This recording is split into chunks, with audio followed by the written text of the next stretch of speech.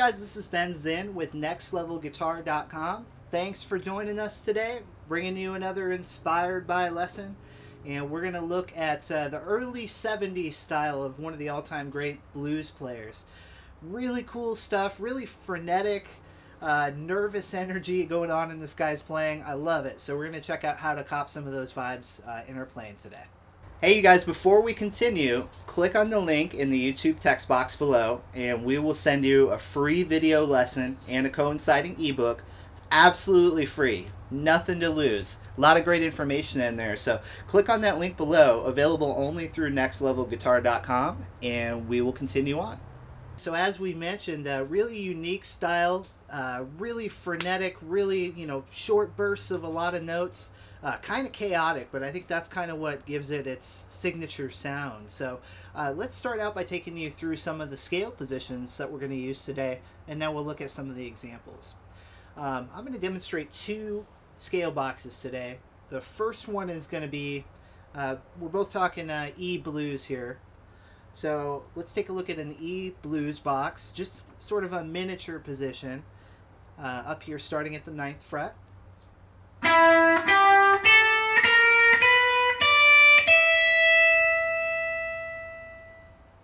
And here's our second box that we'll use today, starting at the 12th fret, 6th string.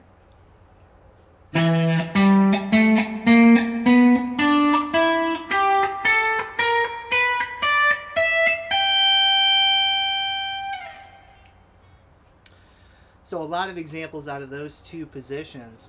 The first one I want to go through is a really cool concept that this player uses, featuring a stationary note while he's sort of playing within the box. So going back to our first position that I showed you, that first box of the blues scale, I'm going to hold down the 9th fret, 3rd string, and the 12th fret, 1st string, and I'm going to keep that pinky finger stationary throughout, and I'm going to do some movement within the lower notes to create some nice two-note combinations.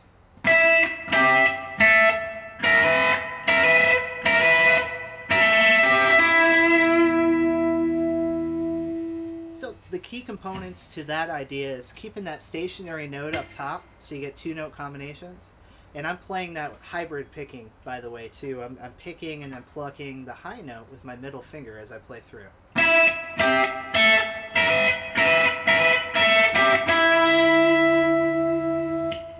And then those slides, those little ghosted slides that we're talking about there, 11 into 12 repeated. You can really kind of work those and really dig into those to make them nice and bluesy.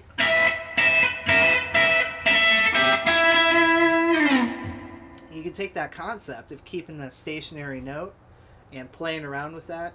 All kinds of ideas that you can come up with when you're improvising over a blues, just using that concept. So our next example that we're going to take a look at, nice and slow, nice and easy, but just milking a repeated idea up in our second box.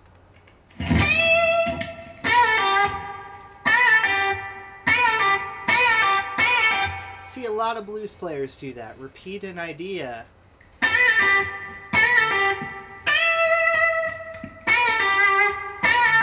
And maybe play with the phrasing of it a little bit.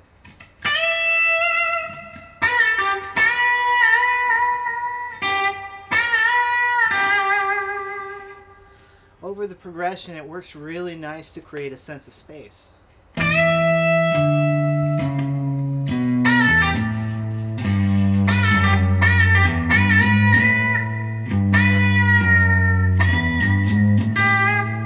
You get the idea. Just some simple note combinations that you can change up a little bit to build some anticipation in your blues playing. Now, once you have the anticipation set up, it's time to knock them out with some really fast runs, some frenetic, chaotic stuff that we were talking about in the beginning. To do that, when I go to my 5 chord in the key of E on a blues, that's going to be your B, you can do a nice crazy run like this.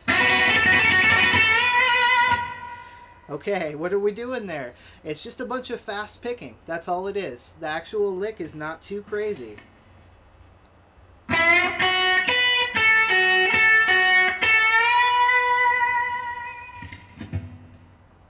how I get that sound is just to tremolo pick the riff.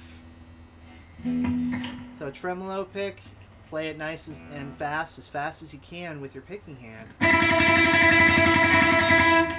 And the trick is to transition that into the phrase that you're playing. Again, it takes something that's maybe more of a standard sounding blues lick and gives it a little bit more sense of edge to it. Like it's kind of frenetic. Again, you know, use whatever descriptive term you want, but it sounds pretty cool. So you should say the word frenetic again. I could say it 5 more times. Next, let's take the same idea and play it over our 4 chord, over our A chord, down here in this position.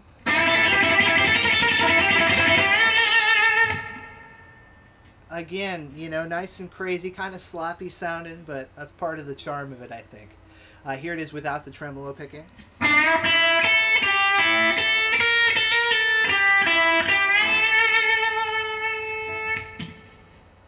And then up to speed with our trem picking.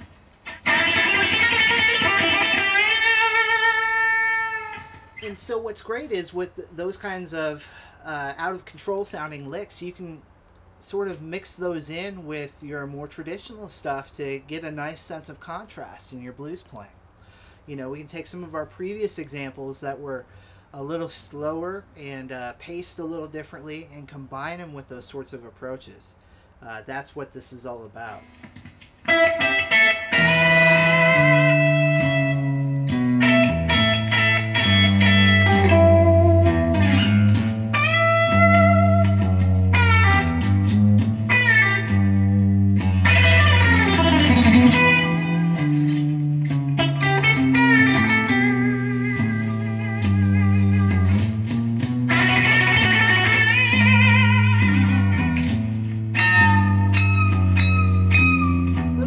Playful stuff, you know. This player did a lot of that too. Maybe just going up here and bending a note. If you had 22 frets, you'd probably do this from the 22nd. I have the 21st fret here, so I'm bending this up to an E note or up a step and a half. Pre-bending it and then releasing it.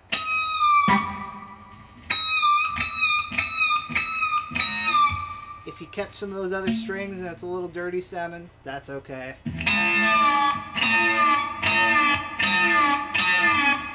Add some attitude to the playing.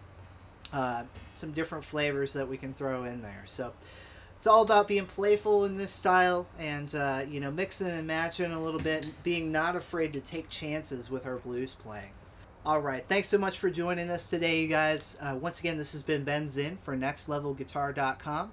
Make sure to head over to the website, NextLevelGuitar.com. Over 1,000 different video lessons. Over 1,120 video lessons. All skill levels, all styles. So check that out, and I'll see you back here next time.